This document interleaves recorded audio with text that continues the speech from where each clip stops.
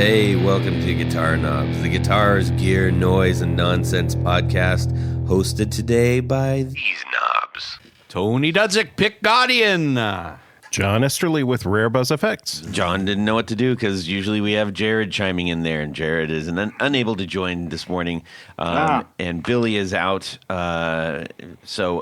Anyways, you have us goobers here today. Hey, everybody, it's me, Todd Novak. Welcome to the Guitar Knobs podcast. We're thrilled to death that you're listening to our show yet again, or maybe even for the first time. That's even funner.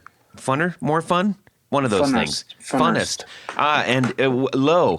And behold. Thank you, Tony. Sorry, a little slow on the uptake. Lightning Jones over there. We have a very special guest today. Guest, who are you? My name is Dr. No. Ooh. Yes. We're really excited to have Dr. No on for a return episode.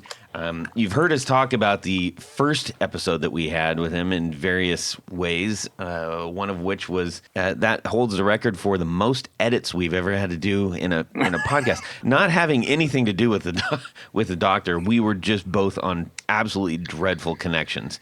And it was. Do you recall? I think I told you this at one point. There were 1,300 segments. Whoa! Yeah, that's dedication, baby. Yes.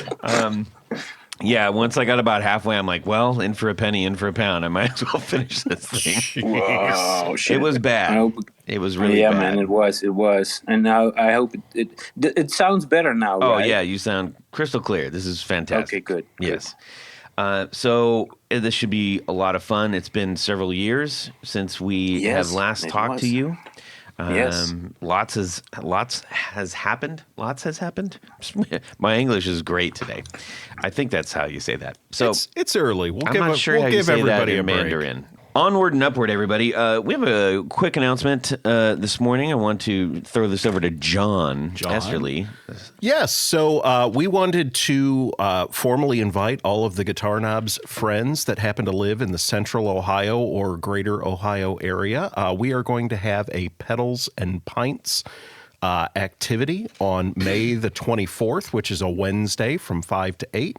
Our friends at Combustion Brewing in Clintonville are hosting, and there will be 7 pedal builders from across the central Ohio area there to show off their wares. So you'll have an opportunity to try out pedals and other gear, and we'd just love to see you there. So May 24th, 5 to 8, Combustion Brewing, Clintonville. Come see us.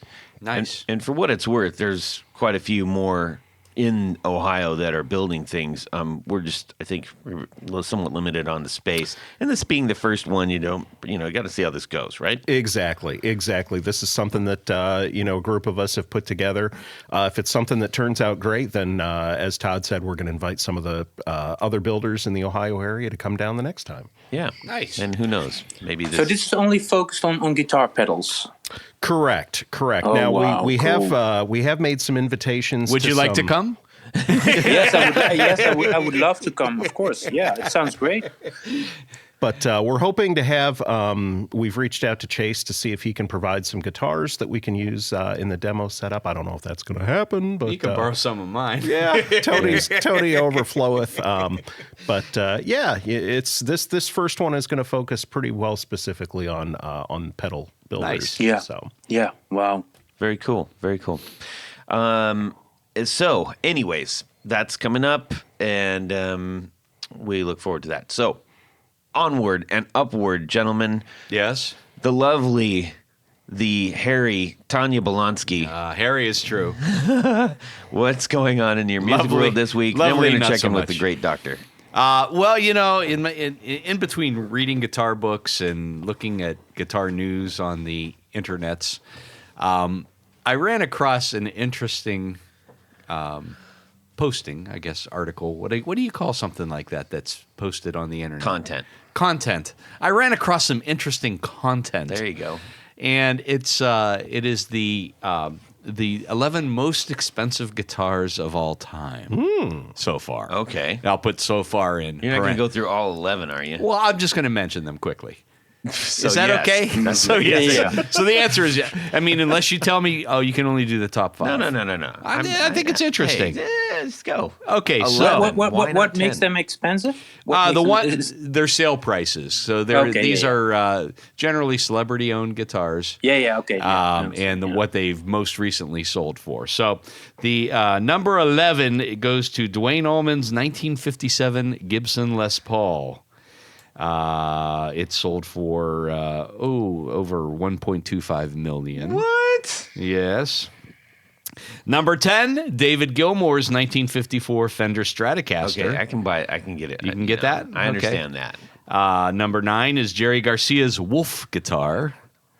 There's that one. Yeah. Number 7, Peter Green's Greenie. Yeah. Yeah, we know about that one.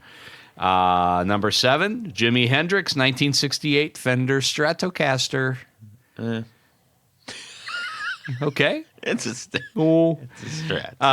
Yeah, it is a Strat. That one's especially. I'll buy that one for you, Todd. How's that sound? Number 6 is John Lennon's Gibson J160E electric acoustic. I'd buy that one. I'd Yeah. buy that for $1. I think that there's 2 of these on this list, isn't there? There might be. Pretty sure. Reach Out. Number 5 is Reach Out to Asia Fender Stratocaster. Now, this is another Strat for Todd that was signed by everybody. I mean, Mick Jagger, Keith Richards, Eric Clapton, Brian May, lots of people. That one fetched $2.7 million. Sakes. Number 4, Eddie Van Halen's Hot for Teacher Kramer. This is the... Really? How is that number 4? Well, Really? it sold for $3.932 million. This is where it just gets ridiculous, doesn't it? Number 3, David Gilmour's... I can understand that one. David Gilmour's Black Strat. That one sold for $3.975 mil. It's a black Strat. I mean, Todd's going to love come this on. one. Number 2 is Kurt Cobain's Fender Mustang. God, 4.5 mil. I don't get it. And number 1, No, I already know what it is. What is it's it? Kurt Cobain's.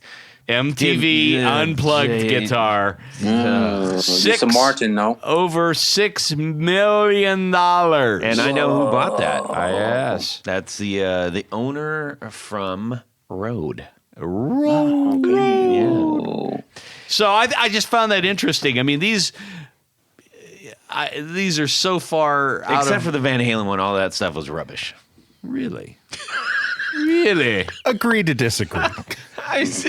I mean, What this tells me is there's a lot of people that have too much money and too much time on their hands. here's the reason why. I'm just gonna throw this out there, and Throw it out. and it's just a point for argument. I'm mugging for the camera a little bit here, but Where's the but camera? honestly, if you took a picture of each one of those and you put them in a line, there's one that you would recognize. Yes. One. That's it. Yeah. Which one would that be? Van True. Halen's Kramer. Yeah. That's it. And so just based on if you're buying it for like you have some deep connection to this distraught human who made up a couple songs or whatever, Oh my God. oh my God. or you're just like I mean, you walk into a room and you see that, it's like, man, that thing's gonna be under it's gonna be under its own light, it's gonna be under its own glass, and instantly everything you know about that's gonna flood right back at you, and you're gonna see him on the table, walking down the table right in front of the camera, doing the bit with the man. That's the business. But what are you going to do with it? Are you going to case it like in a glass cage, or are you going to play it, or? And that's I was just going to mention that. I mean, the problem with the people that are forking over this kind of money is they generally are never going to. It's going to be on it's an display. investment. Yeah. And right, and and it- all the yeah. more reason. If that's all you're going to do, now let's go to the shallow town. Okay, look, if you're going to spend the money to have something that says like, look at this, and it really doesn't look like much, what's the point? yeah. Yeah. I would say, and I know you're a little bit older, but for those of us that are younger and can appreciate Nirvana, I would argue that. Wait a minute, hold on. I was what?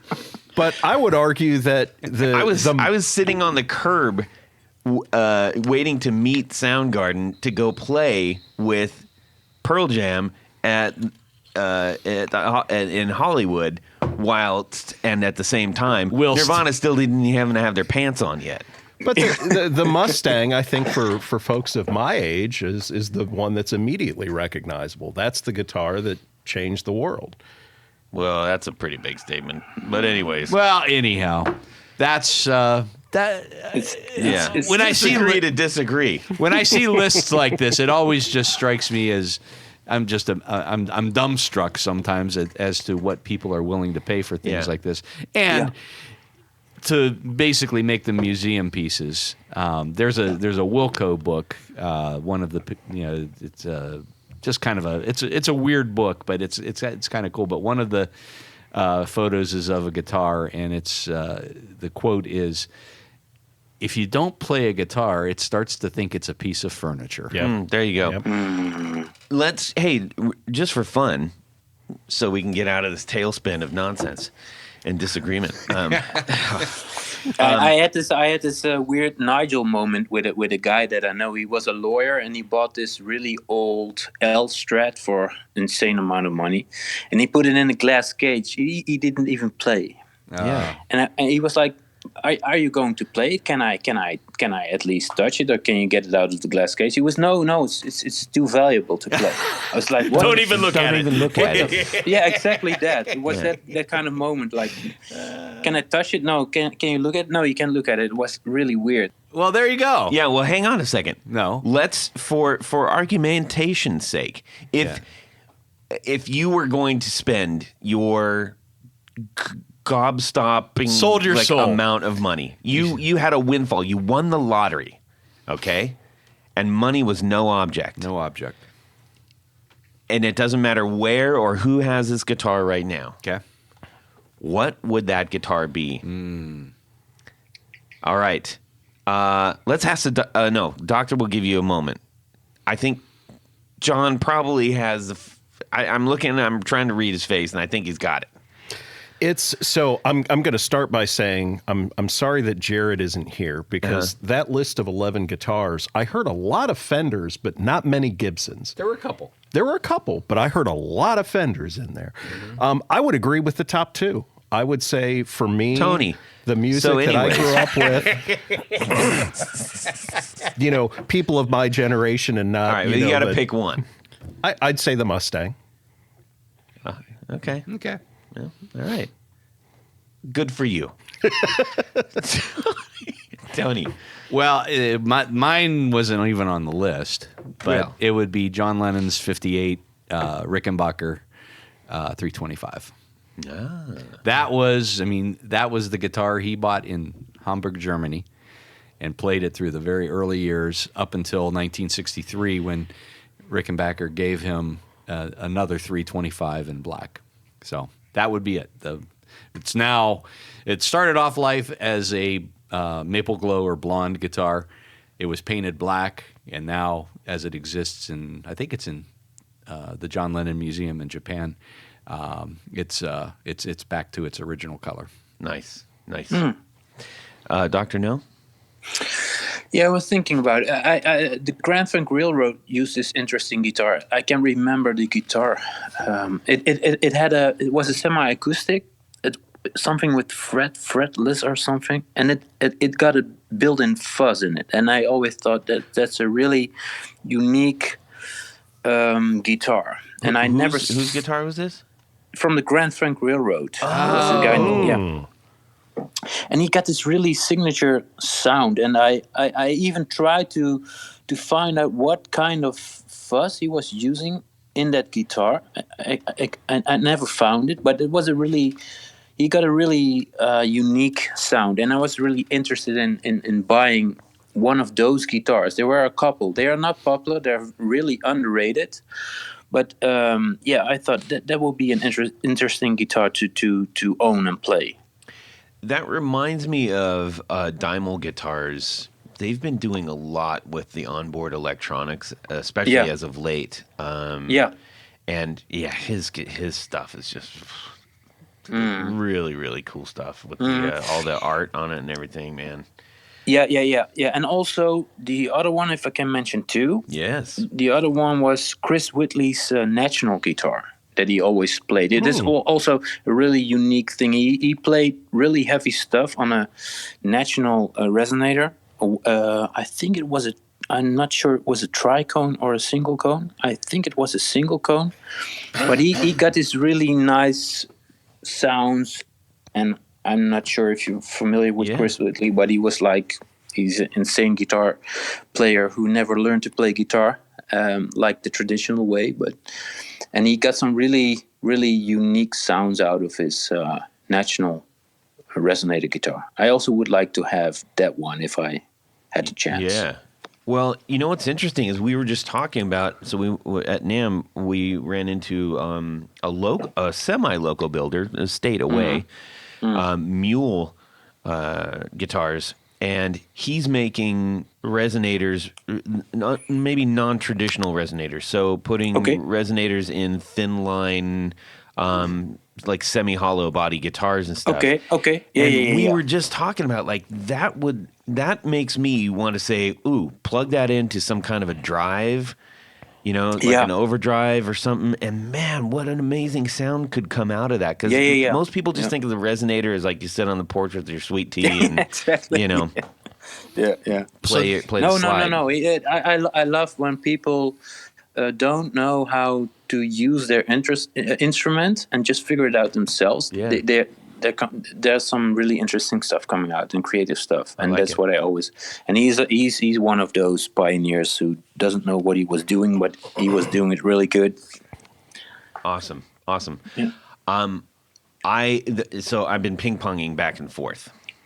My go-to, the first thing I thought of, and then I started to try to rationalize a little bit, but it would be Joe Strummer's number one. Okay. Oh, okay. My number one Telecaster. I could co-sign that. 100%. I mean, all that, and I have like good two choice. tattoos kind of dedicated to that. So really? I have to go with that. Oh wow. Anyways, and actually have seen not the number one, but it was his sort of number two, and it got like, I mean, mega goosebumps. You just when you can look at an inanimate object and feel completely emotional. That's pretty cool. That's a rare thing, I think. Tony, you probably got that looking at like Lennon's glasses at Hall of Fame. Yeah. Rock and Roll Hall of Fame. Anyways, well, thanks, Tony. That was really great. Well, that's it, everybody. That was the show. But you basically want to buy the magic now. It's not about the piece of wood. It's about the magic. Yeah. And that's what you would like to own. Exactly. And one thing that was interesting about his guitars, he'd put his like set lists in almost like receipt tape writing on the upper. His 63 325 still has it taped onto it. Yeah, and so does the Telecaster. Yeah. Oh, Strummer? Yeah. I didn't know that. Yeah. Anyhow, so onward and upward, we're going to check in with Doctor and find out what's going on in his music world this week. We're going to get into the pedal building, so don't give it all away.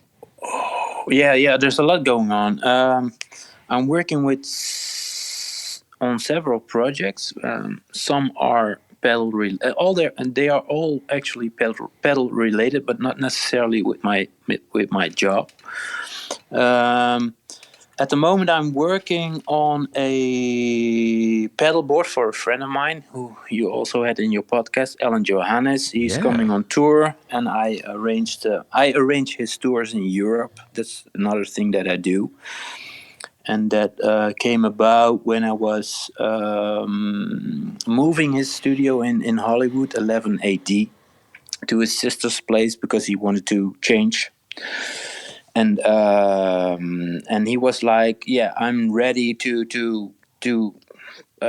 play music again." So I was like, "Yeah, maybe I can help with Europe, or maybe I can do something." I have some really good relations in the Netherlands from my previous life, and But he's coming on tour in September, and we need to do some rehearsals next month when he comes over, and I'm making him a pedal board. So that's what's going on. And the other thing is going on. What's going on is I also do some. It basically is a motivational speech for younger children who study at music schools in France. Oh, wow. And it's not necessarily about pedals, but it's basically to motivate children to find their own inspiration to build their own life and create their own work. Not necessarily working for the boss, but find ways to discover what you like to do in life. And I like it. It's a motivational speech that I do at schools here, at music schools. Are you going to wear the headgear? What's that? Are you going to wear the headgear and the whole outfit? Yes, in the beginning I do. And, That's awesome. Yeah, in the beginning I do, but it's like I can't really breathe. Yeah, so you're going to do like a dead mouse thing and take it off halfway. Yes, in the beginning I do that, and just for the Interesting. Very cool. And then I have a translator because my French is not really good, so I have a translator who translate everything to the people who don't understand English, and it's a speech of 2 hours, 3 hours, and that's also what I'm working on. And wow. The other thing I'm working on is that I want to see what's possible with what's the next thing. You're always busy with what's the next thing regarding my work. And now I'm working with 2 violin players. So I really want to discover the... Like angry? Like violin? Violin. No, Violin. Violin now. Classical plays, but not in a traditional way. One of them is Warren Ellis. He's the violin player of Nick Cave. And one of them is Italian violin player who also plays in a I think it's a pretty big band in Italy. And we are trying to discover what we can do with fuzzes, with wah-wahs, with other kinds of effects to use them on violin, because it's a really traditional. It's almost like when you present a guitar effect or a manipulation effect for classical instruments. It's almost like cursing in church, you know. Sure. because it's and it's also one of my favorite hobbies to kick holy houses and see what's possible. That is such a great phrase.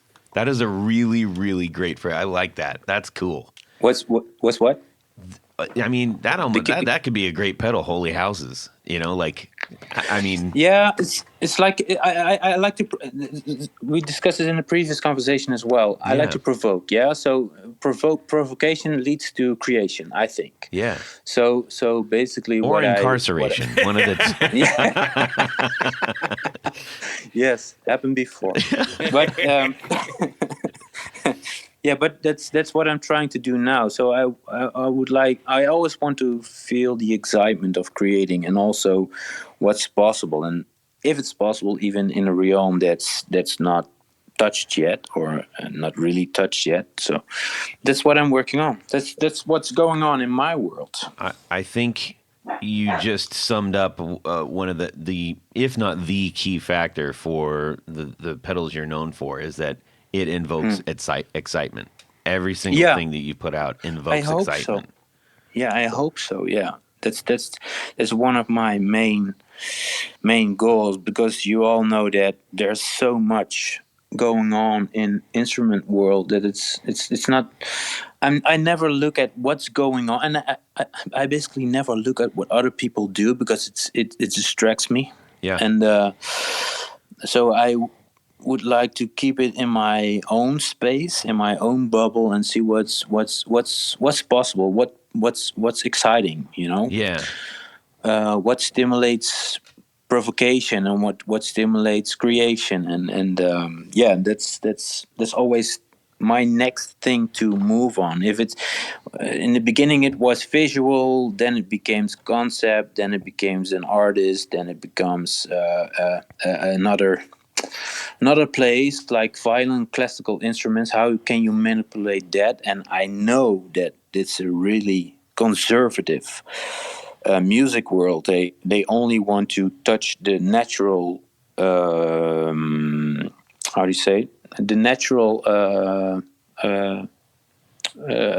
What do you call it? It's like the analog nature of No, this. yeah, they just learn to play violin or cello or whatever in an acoustic way, and not amplifying or in a I can't come up with a word, but it's and that's what I like to touch, and I tried it, but it's basically it's really like cursing in church. You can't do this. It's just like so conservative. Yeah. But guys like Warren Ellis and Rodrigo D'Erasmo is the other guy. They are really trying to also kick the holy houses. And I'm not sure if you know Warren Ellis, but he's like raping the violin. He's provoking to almost demolish the violin in a very unorthodox way, and that's Right. really, really inspiring. And that's what I would like to work with people that want to create excitement and danger even. Yeah. That's really Yeah. cool. Yeah. I like that. That's very inspiring. John? So this week, I put the finishing touches on a guitar that some of you may be familiar with. I call it Kitty Paw. It is an Esquire style guitar, so single pickup in the bridge. Our friend, Telecaster body? well, it's a Telecaster style body, Yeah. but with the single pickup, no bridge Right. pickup. So our friend Gary at Partscaster did the body for me. It's actually chambered, and the body has a natural knot where you would normally see an F-hole in a chambered body. So that knot actually acts as the chamber. And then Tony did a kind of a half pick guard. I did it more as the Esquire prototype aesthetic, but got the finishing touches on it, put it together. It sounds great. So Yeah, it's like a Cabernita, excuse me, style pick guard. Yes. So it's like the lower half covers the horn. Get the cheese out there. Yeah. Yeah. Fromage. You know what's Because you're able. yeah. So when I first started, just a quick thing, you mentioned the fromage. When I first started to learn a bit of French to go over, because I studied there in art school in Aix in Provence. And, Oh wow! Okay, cool.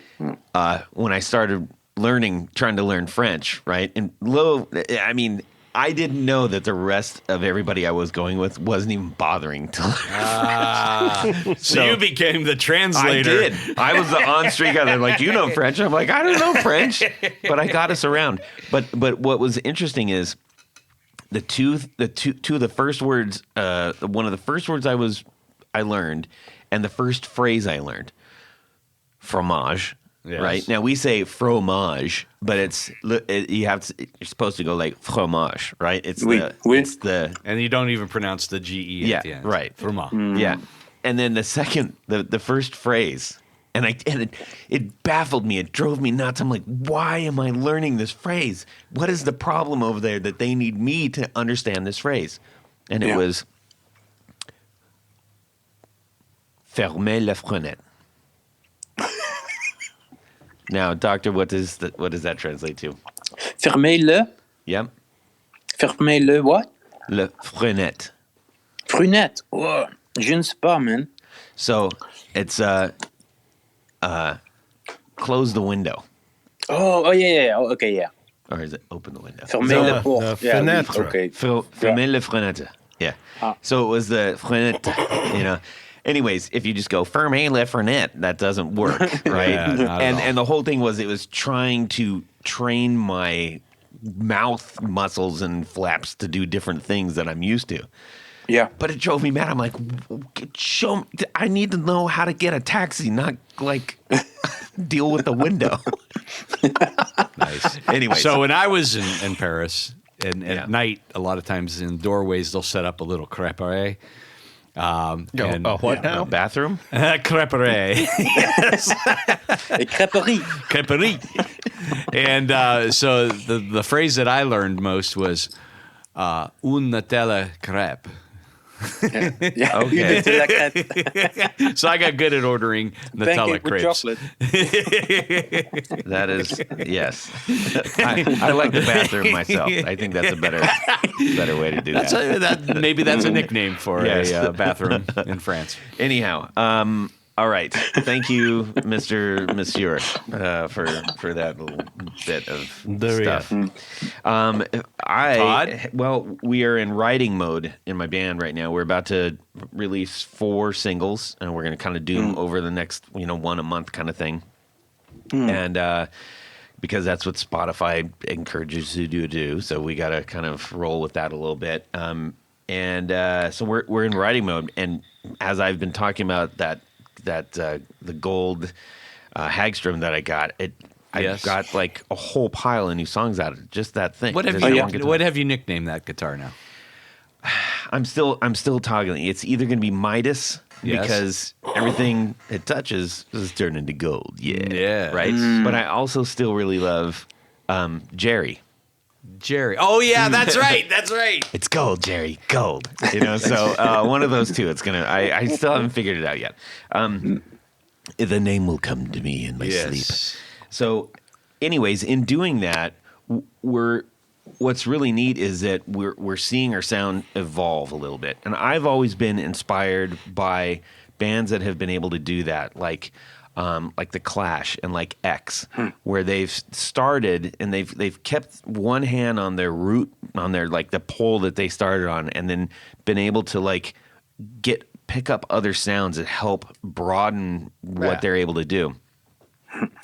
And in doing so, I've been paying close attention to a lot of not even other bands that I've liked, but like I'm just like dipping into like I have been listening to a lot of Black Angels lately, and like Black Angels Radio, and that's sort of like a dark, almost like it's like kind of slightly heavier psychedelic kind of stuff.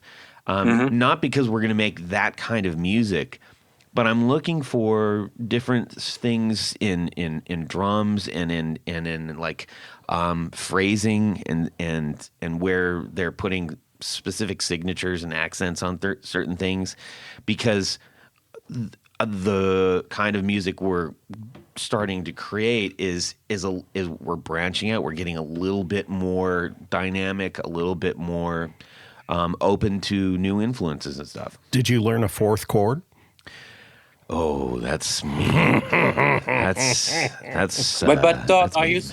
you still developing a style, or are you still searching for identity? Or No, and that's the cool thing is like we have that in spades. It's how do we? I don't want to be stuck there, and fortunately, I'm not the actual music that I've been writing so far. It's naturally evolving. I don't feel like I'm having to mentally try to get myself out of the box. It's already getting out of the box and it's already pushing, but I need to figure out what goes with it, because you can't just drag all the same phrasing and instrumentation along and expect it's going to meet it. It just won't. It'll be anchored back where it started, and I want to evolve that. So it's been kind of a fun little journey. Are you finding that you're interpreting your old music in a different way?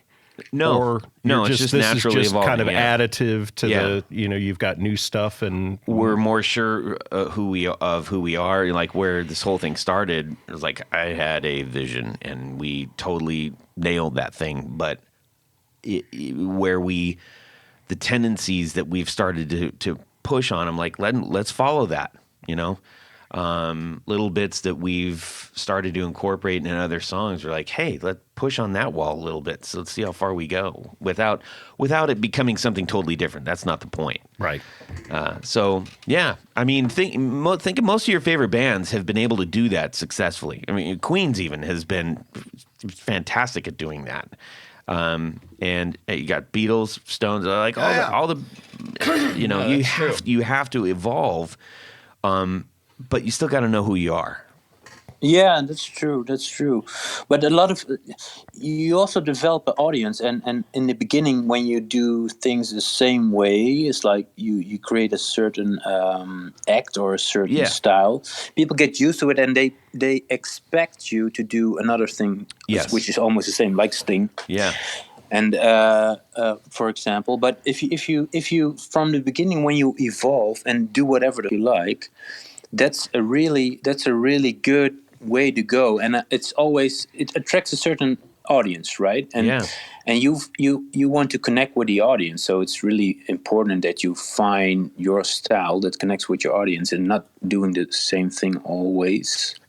A good example for me is Motorcycle. I don't know if you know that band. I think it's a Scandinavian band, but it's a really interesting band. They never make the same record again, so you never know what to expect. They produce like crazy. I think they almost do like 2 or 3, even 3 records a year sometimes, Wow. and it's always different. But it's always Motorcycle from the first note that you hear from the new record, and that's really for me personally, that's really exciting. For other people like the confidence or the security of Motorhead, for example. That's always the same. It's always safe, and there's an audience for that as well.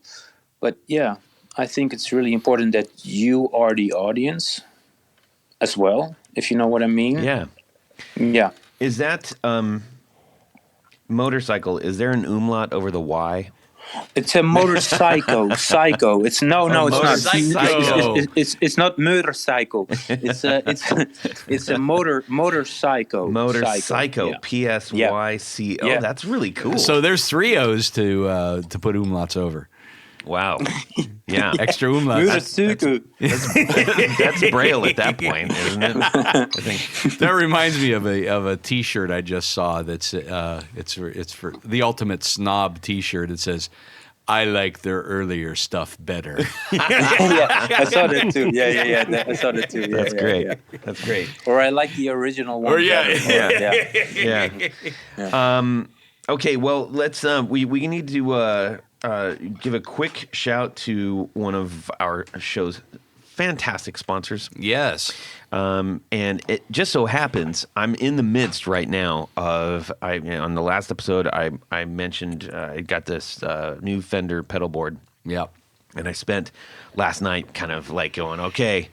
And I was looking at the blank one. I'm like, I should go get some water. And I kept up the stairs. And then I was like, oh, I should open this bag of Sweetwater candy. And then I was like, there's something daunting about tearing into a whole new board and all the Velcro and all this stuff. And I was excited about it. But I was also a little bit daunted by it.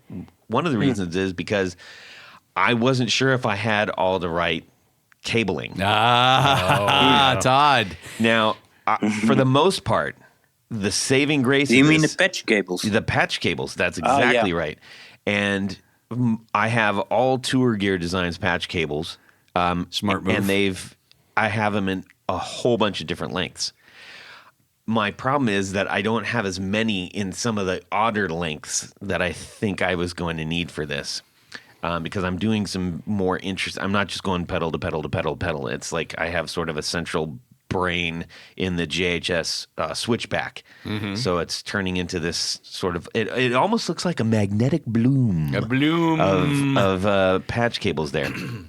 So I got almost all of it done. It is working, but I realized I have some stress points where it's not good to have the cable stressed out this much, so I have to order some new ones. I know where to go. Do you? Yes. Where? TourGearDesigns.com. Oh, perfect. You can buy, Of course. oh my goodness, virtually any All the lengths I need. lengths that you need, Yes. including that just a little bit longer so Just it a little doesn't bit stress longer. the cable out. Or in an S shape instead of a C shape. But you know what's better? What? These cables are flat, Yes. like a crepe, if you Yes. will. Flat. Yes. And the and the plugs are just teeny tiny. They're basically the size of the actual jack that's on They your are. pedals. It's fantastic. So you got space saving, you got flat cables. Yeah.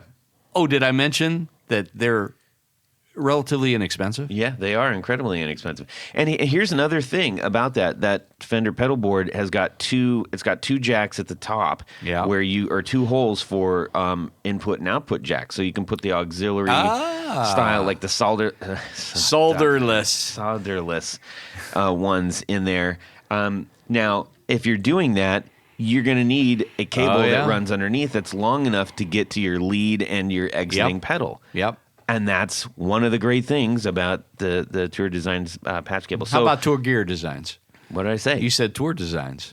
I did? Yes, I you was did. just so excited. Sorry I know you about were. that. But Todd. Yes, I do very well. Fill up that shopping cart. I will. TourGearDesigns.com. Fill it up. You'll see. And do they also ship to Europe or? Yes. Yes. Yeah. Okay. Cool. It's a Canadian. I need a lot of patch cables. Really, I mean, legitimately, everybody on our show uses them, and anybody that I've played with has said, "What's that?" And I told them, and they get it. You just get it. You pick it up, and you're like, "This is so smart." Yes. Yeah. But there's one thing more, because at your checkout, Yeah. there's a little box that says coupon code. If you type in the guitar knobs, That makes sense. all one word, all lowercase, you're going to save an extra 10%. Indeed. And these are already reasonably priced cables. You're going to love them. Reasonably priced. Load up the cart. I all the challenge different you sizes. to find something more reasonable in life. I'm worried it would take a long time to ship. It does not. It takes zero. Well, not zero time, but It's super relatively Yes. quick. They ship out of Canada. Yes. Here to the States, I think it was 2 or 3 days later I got mine. Maybe to Europe it might take a week. Maybe not. Who knows? I'm sure they've got some distributorship set up over there. Maybe I don't know. Okay. They just follow the Gulf Stream. Anyways, thank you so much to Tour Gear Designs for sponsoring our show, and specifically our 4 on the Floor, which we're going to forego right now because we have so much to talk to with Dr. No. That being said, Doctor, Yes. you have been very busy, especially as of late. Yes. Get us hip to what you've been up to. What's your big release that you just been working on? The last the 4 years actually. 4 years I worked on a. I wanted to do something with an idea that I had with magic and occult and stuff that I liked at the moment. It's always a time that a time frame that I'm interested in some subjects, and I want to implement that in what I do. And I was working on a project called Sorcière. Right.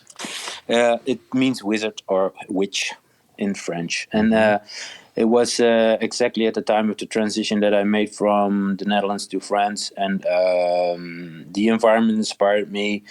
There's a lot of history here where I live that also connected with the mindset that I had. And it basically were 3 pedals that came out. One was a fuzz called the Necrofuzzicon that was made in a book. The other one was And that relates to the Necronomicon. Yeah, Yes. The Book of the Dead.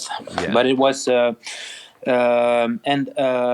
at the same time, Alan asked me to work with a guy from the UK who was building a bass for him, and he wanted to have some sort of a booster in it, not really a treble booster, but a simple booster inside the bass. So I developed that for him and for the guitar builder, and but he also wanted to have it in a pedal. So it was basically it gets more out of your instrument when you think you know your instrument, your amps, your guitar.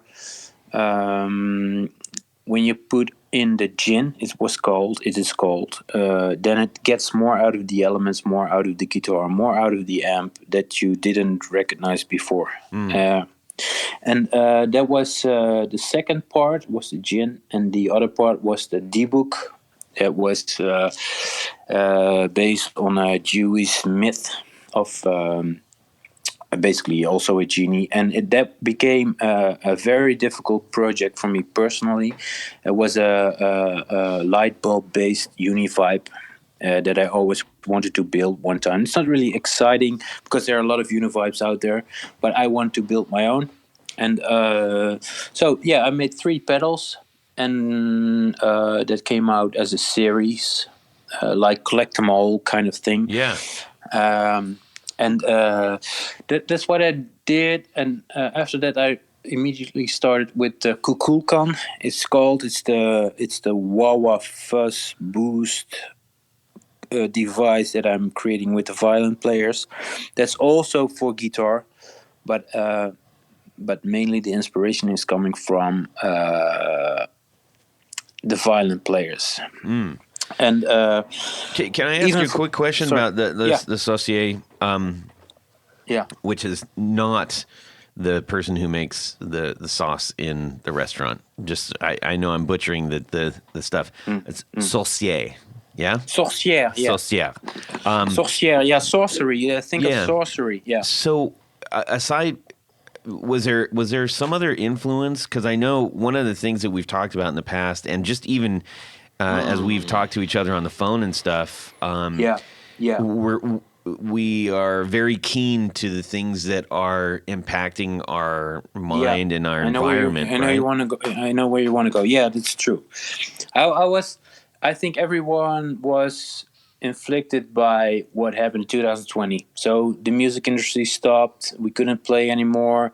There was this. We couldn't see what was going on with the pandemic, and it had a really big impact on me, but also a lot of impact on my friends who are professional musicians. Yeah. And we spoke about that, and some people were getting really. They didn't really. It basically demolished their bubble of being a musician, and like every musician, I think, or every creative artist creates this bubble. And that kind of made it break that bubble, and it was a really weird time. So it was. It's not really nice to talk about, but it was a really dark time for a lot of musicians, and for me as well, because I personally I did very well because. Business-wise, but it's not about business in my case, but business-wise, a lot of people at that time bought pedals because they want to do an experiment inside So business-wise, it was really profitable, but it wasn't really that wasn't really what I was hoping for. Sure. I would trade that for anything. If that didn't happen, but yeah, so that also brought me in a not really positive state of where is this going, and nothing was clear, and I would like to see some end stage. Okay, so this is where we're going. This is what's going to happen, and then it's over.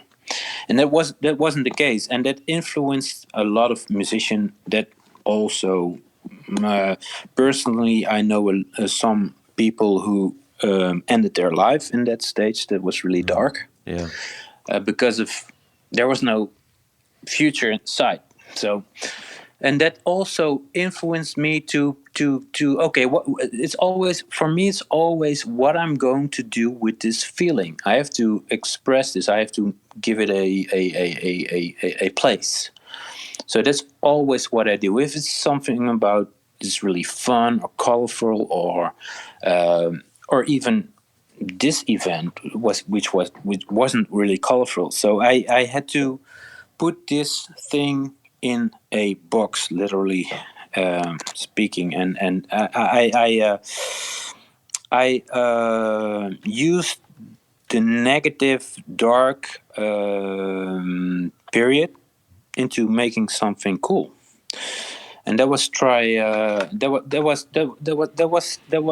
the starting point of all. But it was 4 years ago.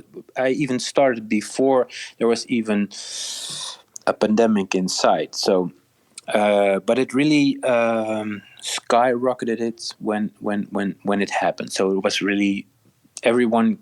I think I can't speak for everyone, but for me, it really put me in a closed environment. So what I'm going to do now, and that came out. So for me, it's a really positive outcome, and a creative, and also a different approach of a creative process. So yeah, that's also a part of what It seemed to be maybe one of your more. I mean, you've done some pedals that have gone farther than others as far as the creative output, right? So like you Yeah. came, when we were talking about Moon Canyon, it was like, there was a lot that went into that before you even put, the circuits together. So this seems to be even like the Troy Van Leeuwen or the Yeah. Johannes or anything like that. Yeah. This one went way farther than that. Yes, it's two different things, because what you mentioned with Sarah Lipstate, or with the Moon Canyon, or the DVL series with Troy, or the Dave Catching pedal with the Roadrunner, I emphasize in the subject, in my muse, if you would like to call it. So it's an external thing, but now I had to turn to myself because I didn't have a muse, and it basically the situation brought me to. Okay, what do I want to say, and not translating the subject. So basically, what I also like to do is translating the subject's mind, DNA, if you like to call that, or musical DNA is better, I think. And how can I translate a musician with a certain style and a certain character into a object that connects concept wise with the person, visual and technical. So it's three things, but now I have to count on myself, because I also would like to do work when I want to create something for myself. It's never an audience that I create for. I always create for myself. What would I like to say about a subject or a muse, or what would I like to say about the time frame that I'm living in, regarding the things that interested me at that time. So that's always the translation part of my work. That's my expression. If I can also make a painting, if I could paint, but I make guitar pedals, and that's my way of expressing. Also, it's not like I create for, okay, what does the audience need? What is popular? Or I never look at that kind of things. I always look, okay, what's going on in my world? What would I like to hear? What would I like to see? Right. Which bridges would I like to create? Were there any books or movies that were especially influential in that time period? Not necessarily having directly direct correlation to the pedals, but that was also a time when everybody, as you were just simply saying, is like we all turned inwards. Yeah. To be honest, I never get my inspiration out of a certain book, a certain movie, or a certain information source. It's always like when you look at sorcière, it's not like one thing. It's a combination of. If you look at the D book, it's like different religions, different myths mixed together. It doesn't make any sense, but it makes sense to me. And it's not like the Necrophuzicon relates to the Necronomicon, but it's also different in a way. I don't want to relate to the Book of Death. I don't want that. It's not really my thing. But I gather information. I gather inspiration not from. I'm not searching for information. It always comes on my way, because that's my focus point of attention. So I only gather information that makes sense on the project that I'm working on. It's like a very focused situation when I'm creating. It's nothing else matters, I don't watch movies. Yeah, I can watch a movie just to put my mind at ease, for example. But my mind is always on when I wake up and I start creating. Yeah. And it's always focused on the subject that I'm interested in, and that at that time. So, and that was a really I was at that time I was focused on occult, and occult only means hidden knowledge, or hidden basically hidden knowledge is translation in Latin. And I was really interested in that, and how do I translate that, and how do I use that in a creative way to make something beautiful and nice and inspirational and cool, and what would I like to see, what would I enjoy, and that's basically always how I work. And also, regarding the new project, the Cool Condensate it's called. It's a ancient god of creation, and the bringer of rain and wind. Okay. And it totally relates to the muses that I have. Always call them. It's Sure. not. It's.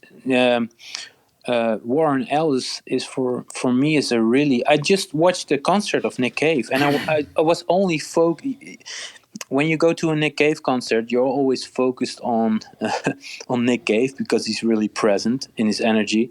But the other guy, Warren Ellis, I was focused on. He was at that time he just touched me, and I was like, this is really cool. What is he doing? And I just keep focusing on the subject. It almost becomes an obsession, and within that obsession you gather information, you look up information, you look videos, you look up interviews, you just want to get involved with the subject without he knowing you. So it's from a distance.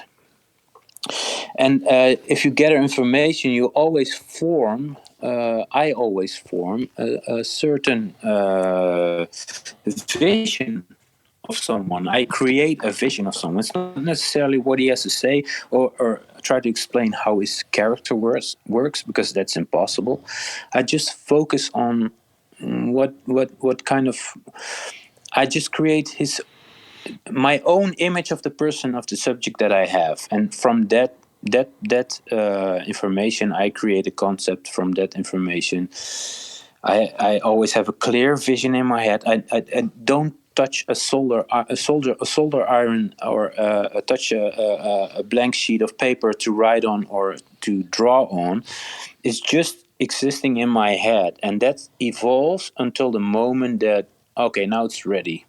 Now it's time to contact Warren Ellis. Yeah. So and then you also have a clear concept to explain, because if I involve the artist in my in my starting process, they probably will hang up the phone because of the chaotic Right. process. Or try to influence it too much, maybe. Yeah, maybe it's not really possible to influence me personally. It's really when I work with other musicians, they don't really know the technical aspect of how things work. They only can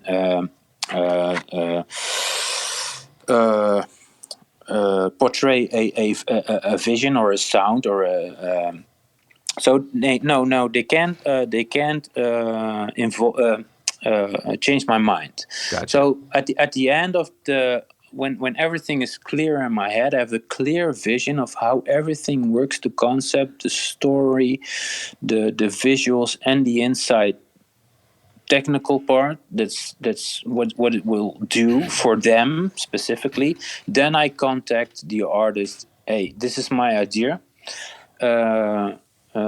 I would like to work with you on that because you have to I have to portray you, so you have to stand before my canvas, and I have to paint you. So if you are interested, we can work together with them. Sometimes it's a no, sometimes it's a yes, and to be honest, in the beginning, it's very, very. How do you say it? They are very careful because they don't know me. Yeah. And that's the weird thing of people that are, how do you say it, famous or have a public arena. Mm-hmm. A lot of people know them, but they don't know anyone. Only their inside people. Yeah. And that also generates a certain hesitant way of approaching or reacting. So what's this weird guy called Dr. No? Right. What's the story? And sometimes people know you because it's almost always, the music world is a very small world, so everybody knows each other. So they know that you work with a friend of them, or they've seen you work, or they know your reputation, or whatever. So there's always a small connection. But then I have to explain them why. Why do you want to work with me? And sometimes it's what's in it for me. and Sure. Some musicians are also approach their artistship with a business, so that's also a factor that can be a disturbance on the project, because that's not my intention. It's not my intention to create business. It's my intention to create something beautiful. That's how I go. So different approaches. Sometimes I want to create myself. Sometimes I want to create with a inspiration source. Yeah. Now, aside from the things that you are digging deep and bringing up from the well as new, I know that you just had a major re-release. Yeah. That's true. Yes, the thing is, I want to do everything myself. I want to make and build everything myself. I don't want to outsource anything or farm out anything. I just want to do everything myself by my two hands with my own self. Yeah. And by the way, ladies and gentlemen, if you have not spent some time looking around at Dr. No's Instagram, one thing that I really love that you do is show so much of the actual creative process, especially when you were doing the Moon Canyon. I mean, everybody was following. That was like a Netflix series you were creating on Instagram. It was fantastic. That's really weird to hear, because I never know what the reaction is to what I express regarding the process. It's just I use Instagram as my own sketchbook. Yeah. So how does this work out? What is when I float above it, how does it look like? Where is this going? So the audience is basically a bonus, and that people like it is, I really appreciate. And I had a feeling that there was something going on with the Moon Canyon, because I literally posted everything, every tiny change, every tiny element I posted on Instagram. But it was basically because it was really complex, and I want to put everything together and have an oversight. Yeah. And but it generated more attention, and I stopped doing that basically because it's also, for me personally, it's also how do you say it? It's almost like an intimate process. Yeah. If you know what I mean, and it's for myself. Uh-huh. And but the way that you did that was different than what a lot of people come on and they say, hey everybody, there's this Instagram has created also a odd familiarity factor, where you get on and you talk as though, hey everybody, you're sitting here right with me, and I'm going to build this thing, and this is the little thing I did. And to a certain point, that can actually create a it's something that feels almost pedestrian or overly casual about whatever your efforts are. It's something to be mindful of. And I think one of the neat things about when you were doing the Moon Canyon is that we were watching what process. you were deciding to show us. It wasn't that we were sitting there with you. What was interesting about that for you personally, as a creative person? Is that a question? Yeah. Okay. So for me, I found the interesting part that you were not necessarily showing. It wasn't like watching something being made or decisions being made. The decisions had already happened, but we were seeing glimpses of this thing coming together. So, when you're showing like all these little tiny moons and the molds and like, then, you had you dip in and out of story and production, and it was just fascinating. And like, it's like whatever this is going to be, it's going to be something big because you've clearly said this is worthy of good storytelling. Yeah. So it basically creates a value. Yes. Yeah. Okay. I understand. It's weird because when I'm really sensitive regarding to what's going on, it influences me in the world. For example, and Instagram's the only place that regarding social media that I'm on and use. Yeah. So if you don't pay attention that's the reason why I don't follow anyone, because you get these feeds and you're distracted all the time. And if I want to know, hey, what's going on with guitar knobs, I just go to your page and just see what's going on, because that's the moment that I feel interested in looking at your page, and from there I can decide what to do. But if you get feeds all the time, and especially if regarding the parameters that Instagram uses, because you're interested in guitar pedals or musical instruments, right, you'll always get distracted. And I'm really, really, really sensitive about distraction. What I also developed regarding Instagram is kind of a love-hate relationship, because it distracts me a lot. It generates expectations, because Instagram is basically creating forcing you to create the best picture that you have, and that's not the reality. Right. It's always a difficult process. It's always bad decisions that you make, but you also post that because it's not perfect. That's part of the process. It's really important to make mistakes all the time, because then you come up with something good. And what I like to do is especially display the mistakes for myself, so I can, okay, that's what I did wrong. I have to move on. I have to move to the next step. Right. And what the environment of Instagram generates is generating this world of perfection. Yeah. And that's really distracts me from it influences me. So what I stopped doing is, what I do isn't perfect, so maybe this isn't the right medium to put imperfection on, or processes which are sometimes really ugly. And but it's only in my world, and it's really interesting because you are the first one to tell me that process was really exciting to watch. I never get that kind of feedback.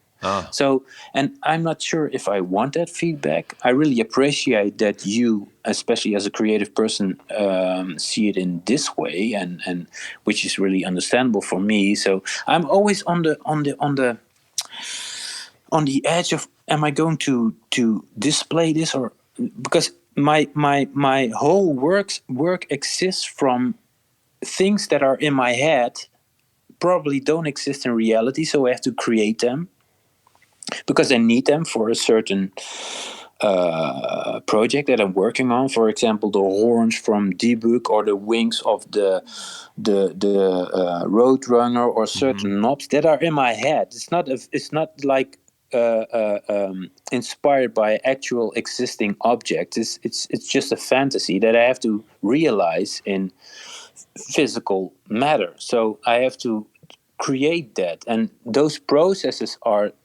my main job. Yeah. That takes the most of the time, and the technical part also. But that's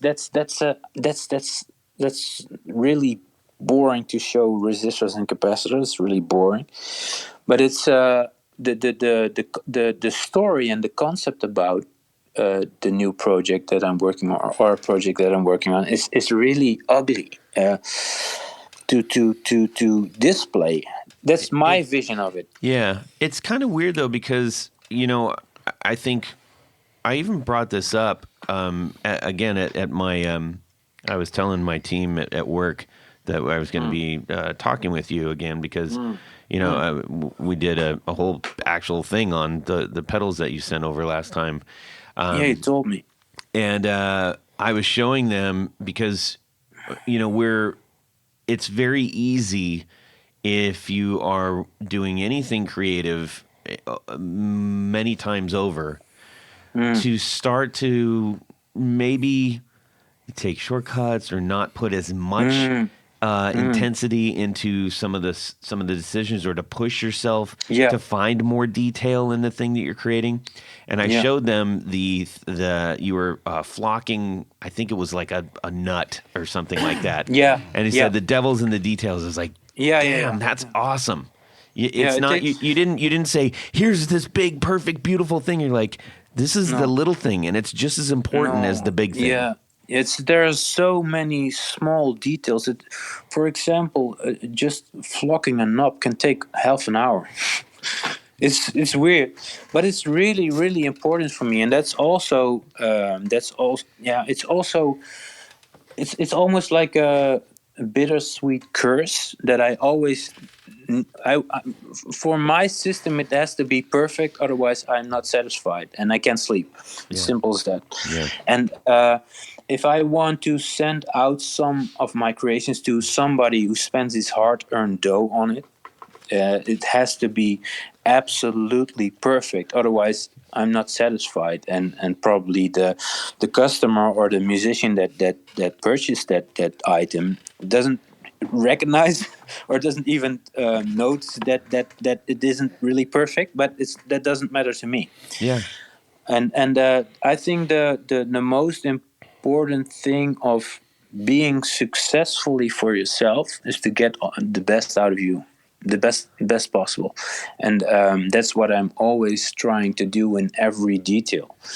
For example, for the 10 knobs that I flocked for the Holy Guacamole, 5 are not good enough, and then I throw them away because and I can easily use them because nobody noticed, but I noticed that small thing that isn't perfect, and that's the thing I also really enjoy. So that's why I say it's a bittersweet curse. So yeah, that's good words to especially for our audience, who are many of which who are creative in some way. I mean, look, if you're at all using any kind of gear, you're using it to and you are being creative in some way. So I really appreciate that sentiment. Yeah.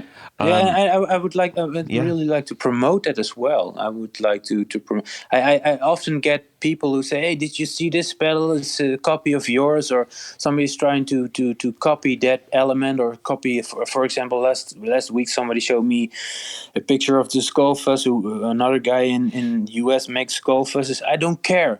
What I do care is that he doesn't take the time to get something really creative from himself, that he doesn't try. That's really bothering me. I don't care if somebody copies my stuff. I don't care. Yeah. But I really would like, if you do something, then try better, man, because you can get so much joy of your own creative process, and not. Yeah, that's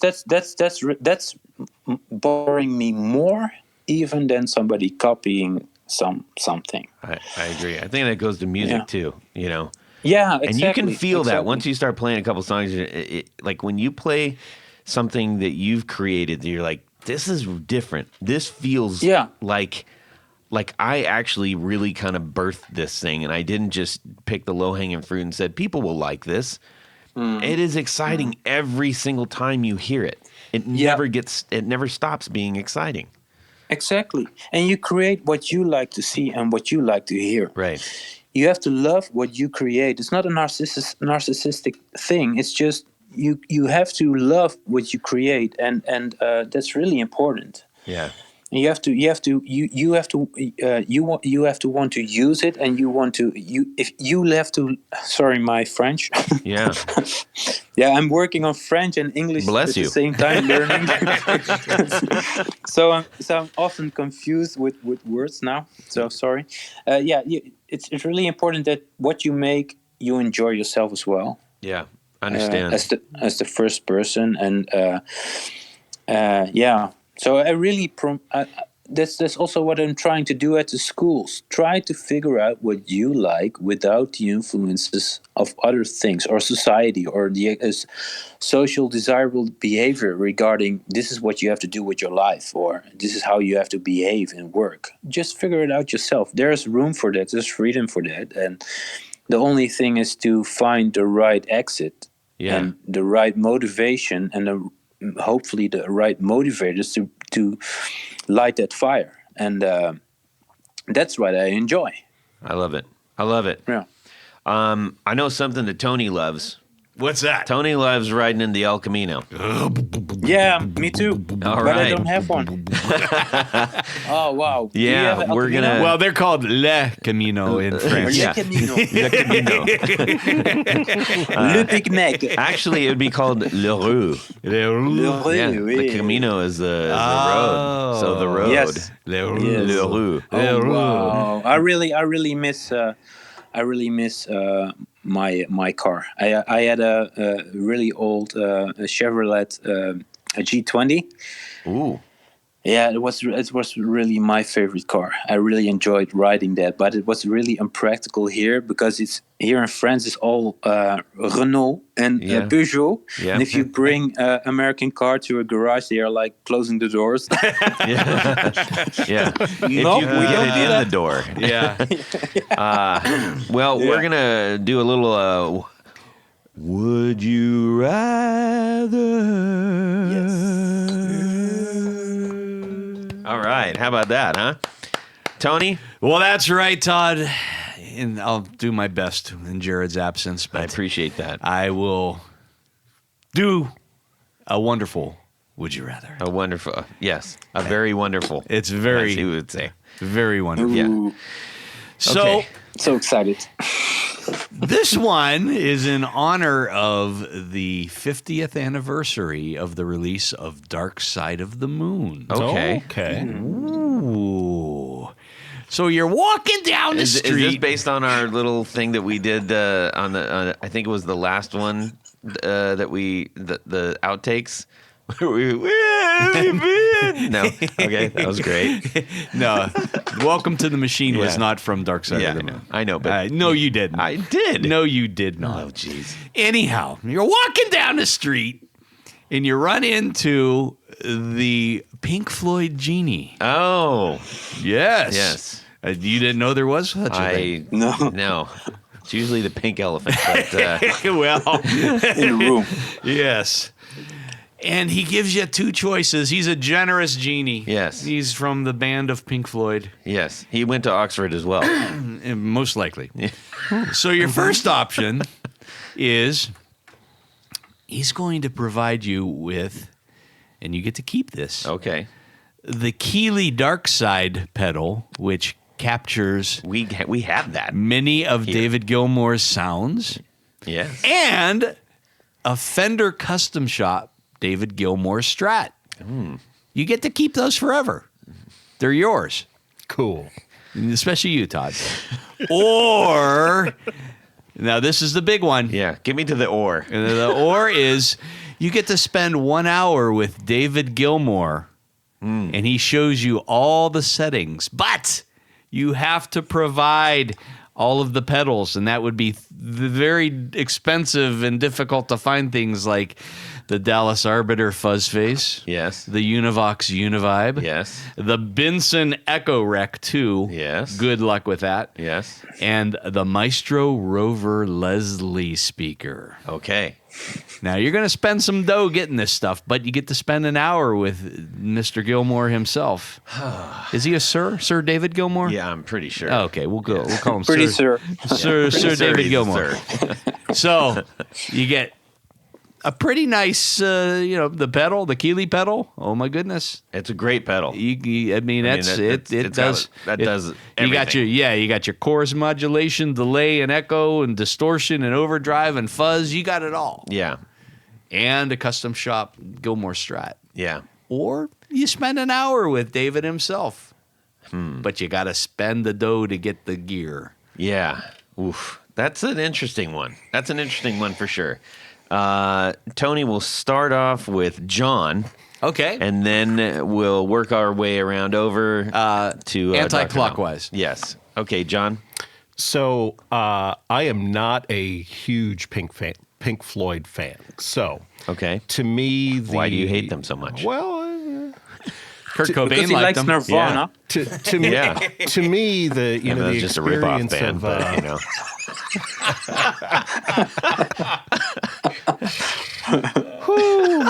Ooh, yeah. Yes. so if you're through. Yeah, go ahead. The experience with Gilmore is probably not as attractive to me as it would be to other folks. Yeah. So, and I'm also not afraid of looking and sounding cool, so I'm okay with a Stratocaster. Yeah. Okay. So I will choose the former, the dark side pedal and the custom shop Stratocaster for $0. Okay. All right. All Maybe right. that. That's nice. Tony? You get to keep it forever. And I get to keep it forever. Yes. As much as I'd like, and the Keeley pedal is a great pedal, and the custom shop Strat is a great Strat. I think having the opportunity to pick David Gilmour's brain for a little bit, even if you got to go out and spend $10,000-$15,000 worth of gear, I guess in today's market. Yeah. I would love to know where you're going to find all that gear. For Well, the Echo Rec especially. That's, The assumption is that you will. Yes. You're right. Yes. The genie has a tip for the secret Yes. market. It's called reverb. Yes. So I think having that opportunity to spend an hour with Gilmore, I think would be really cool. And just to, even if he didn't show me all the settings, Yeah. I think it would, I think that'd be great. that's a chance in a lifetime opportunity. Dr. No? Was there a genie involved, or did I Yes. misunderstood? The Yes? genie, the genie is going to grant you the ability to get yeah, all these yeah, things I would- and put you in contact with yeah. the great one. Yes. I would take the genie's cape and his purple hat, I guess. I'm not really a big fan of Pink Floyd either. Fair I'm more play. of a cape guy. Yeah, Oh, well, I get. The, And a cape, purple the hat. cape and Yeah. the turban, you can't beat that. Yes. I would love those. Yeah. I can. You, Todd. I get it. I'm gonna forego the Strat, obviously, and I'm going to. I would just like to hang out with him for the time. I'm gonna say, you know what, David, you've been talking about gear all your life, but I'll just leave the gear in the corner. That was my entry fee. Let's go down and let's go hang out somewhere and just talk about life. I would love to hear the wisdoms of someone like that he's seen over his lifetime. I think that would be fantastic. Yeah. So, Okay. anyways, that's what I'm doing. You're bending the rules. I'm I guess- bending him, not breaking him, bending him. So I'm on John Island. Yeah. You're on John Island. Yeah. It's okay. I'm on Tony Island, so Yeah, Oh no, you Todd's with me. yeah. I'm not sharing my hour with you. Yeah. Well, you greased the wheels for me because you've already talked to ad nauseum to where he doesn't want to talk about gear anymore. That's probably Yes. true. Yeah. So, anyways, we need to thank a few people. Oh, yes, and then we we're do, gonna Todd. let the good doctor go. Yes, The Good Doctor on ABC. That's right, Todd, because at this point of the show, there's a special group of people we love to thank. These are our executive producers. Now, you might be wondering, what's this executive producer? Let me tell you, an executive producer makes this show possible. It's true. How do I become one? Go over to patreon.com/the Guitar Knobs. If you like the show, you really shouldn't be thanking us. You should be thanking the people that are supporting our show. Yes, absolutely. We've got some great ones. So go over to patreon.com/the Guitar Knobs. Check out a couple different levels in which you can participate, become a sponsor, a patron of this very podcast. Each level comes with some great thank you gifts. But there's one thing more as an executive producer. John Esterly. You get to have your name read on the thing. Your name read on the thing, and that's what I'm going to do right now. So special thanks to these executive producers: Moon Guitars, Vader and Pedals, John Halverson, Rick Calhoun, Trevor Gunberg, Elad Mizrahi, Mike D, Richard Kendall, Mark Garton, Matt Hart, James White, Justin Jones, Anthony Gemalero, Bill Gola Guitars, John Esterly to my immediate left, Anthony Lathrop, Stefan Lamb, Michael Senchuk, Ken Sayers, Doug Christ, Darren Gregory, Tom Barazin, Rusty Sneeden, Ralph Gottschalk, Don Kloss, Gregory Randall, Brett Hogarth, Eric Hemmer, Stuart George, Michael Furman, Andrew Dahan, James Bell, James Romer, and Cameron Pampas. Indeed. Thank you. Thank you. Oh, but Todd, there's more Yes. because we have a special group of executive producers, our grand poobahs. Yes, as we call I them. did want to mention John Halverson. We had a great time hanging out with him at the NAMM show. At the NAMM show, yeah. Yeah. Well, And you get a fez, right? When you as a grand poobah, thank you for reminding me of that, Doctor. As a grand poobah, you get all the great stuff.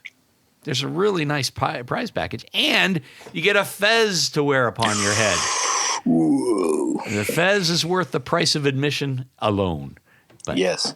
So special thanks to these grand poobahs: Tommy Manasco, Ricardo Iguereda, David Kaminga, Brandon Wow Pickups, Hex Matos, Yes. Michio Murakishi, Bob Crouch, Jack Cadian, Sam Jett, Tyler Rhines, LSJ Music Company, John Williams, James Pennington, Adam Johnson, Steve Keys, Cody Foster, Science of Sound, Brian Robison, Jonathan Jerusik, Corey Nigro, Michael Van Zant, Tim Nowak, Jonathan Daly, Martin Cliff, Sean S.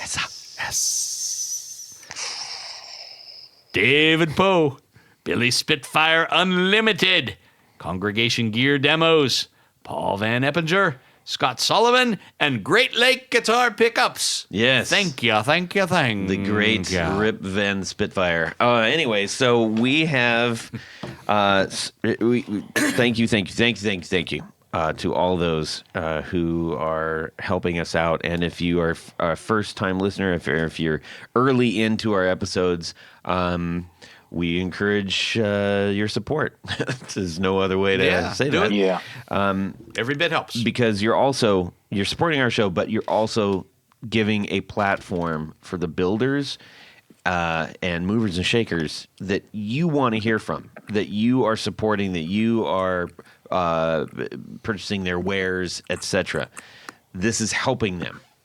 At least I think it is. Anyways. Oh, I think it is. So, Dr. No, where can people go to check out the things that you are making? It's on my website, and I'm not really active on Instagram anymore. I just post some things, but after our conversation today, maybe I try to put on some processes again. And that's about it, actually. Awesome. Well, I know that it has worked because I got several people pinging me that they have just started receiving their holy guacamoles. Cool. They just went out. Yes. Yeah, it was a really big project. Yeah. Right. Yeah, and I believe that are you reworking the flyer right now? Reworking the flyer? What do you mean? From the Roadrunner, you mean? Yeah, it's the Roadrunner. Yes. No, it's basically the the thing that's going on. I'm on my own, right? So, and I've gathered a collection of my own work. I think it's around 30 right now. So it's really difficult to keep up with everything, keeping everything in stock. So when I have time, I do some old things that I do because many people are still requesting them, and I just put them out. And one of the most requested pedals that I made was the Holy Guacamole, but I didn't feel like just doing the same thing again. And it's 10 years old now, so it's 10th anniversary. So I thought just do something special with it and just make a couple of them. Love it. That's what I did, and those went out. It's the best sounding wah that I've ever used. I can say that without question, and not because you're on the show. Legitimately. That's really nice to hear. That was my goal. So happy that you like it. Yeah, I was thinking about just put not advertising with it, but I was thinking about just put an extra switch on it, a secret switch that also generates an extra fuzz tone or something. But I didn't do that because maybe I'll do it with another thing. But maybe for the 20th anniversary. No, now I'm going to stop making them because now it's over. Yes. I want to do new stuff. Well, it keeps it special too. All right. Yeah, exactly.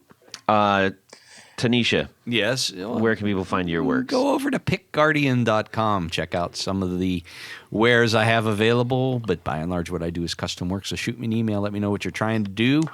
And I will make your dreams come true in the form of a pickguard. Yes, indeed. John? So you can find me at www.rarebuzzer, that's rarebuzz with an ER.com, at rarebuzzer on all the social media platforms. And you can find me live and in person at Pedals and Pints, Wednesday, May the 24th, Combustion Brewing. Cool. Nice. Very cool. I'm going to start out with be on the lookout for the Valentino's releases on Spotify featuring the Colossus pedal. We use that specifically on one release that I think hopefully we don't have legal trouble with, but if we do, that's kind of cool too. Why do you get legal trouble with that? Well, we covered a song from a very, very, very, very big band, but I think we did it better. I'm just saying. A big and powerful band. A big rolling band. Anyway, gathers still no existing? moss. Yes. Yes. Now I'm curious. Anyways, and the intro to it is like, it just sounds, it's the Colossus. It's just like a spotlight on it. It's really cool. Cool. And you can shoot me an email about Guitar Knob stuff. You can shoot me an email at todd@theguitarknobs.com. You can also DM me on Instagram at Guitar Knobs. And also, please check out Flint Effects, where we have the Stomper available for your HX Stomp. We just sent some out to Australia. It was really cool. We're sending Johnny is going to start having them in his shop in Oakland. Really excited about that. Protect your like $600 plus pedal for Pete's sakes. Okay, do it. Mm-hmm. All right, Flint Effects. Get the Stomper for your stuff. Ladies and gentlemen, it has been an honor and great fun to have the great Dr. No on our show. Thank you, Doctor. No, thank you. And everyone else, have a fantastic guitar weekend. Subscribe! Yes. Thank you. All right. Could I have a water, please? Yeah. Darf ich eine Trinke Wasser I don't haben? know what's going on with the dear doctor. Darf ich eine Trinke Wasser haben? Oh, could I have one too if you're buying? Zwei bitte. Oh, f***ing hell! This French network goes by horse and carriage. It's awful. Here, should I use this finger? At least I have some cheese and some wine, so I hope for the best. Dude, that grows on trees out there in France, doesn't it? Yes, I know. And on cows. Anyways, all right, we'll let you go. Thank you so much for hanging out with us, and I'll talk to you in the near future. Okay, buddy? Yes, I hope so. Hey, thank you. I love your show, man. Thanks so much. Bonsoir. Yes. Bye. See you later. Bonsoir.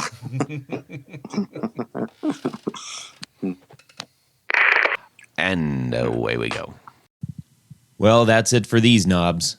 Please visit our Patreon page at patreon.com/theguitarknobs. Visit our website at theguitarknobs.com for all of our past episodes, 4 on the Floor blog, and other good stuff. You can connect with us on social too at our Facebook page and share your gear and stories on our Facebook group. Also, be sure to check out our Instagram at Guitar Knobs. Catch you next time.